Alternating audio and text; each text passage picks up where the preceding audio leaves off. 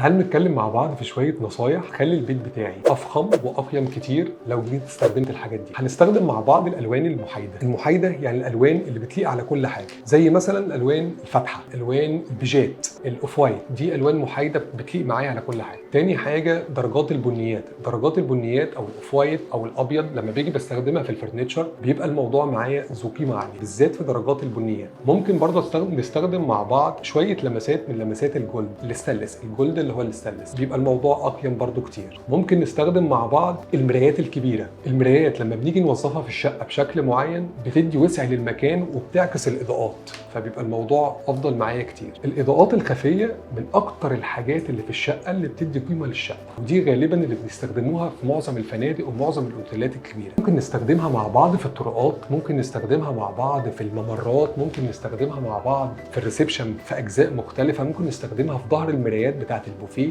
او في الكونسول او في البيوهات، في ظهر السرير بتاع غرفه النوم نقدر نوظفها بشكل معين، في الحمام بشكل كويس، بتدي وسع للمكان، بتديك ايحاء ان انت عملت ديكور بدون تكلفه او بدون كوست بشكل عام.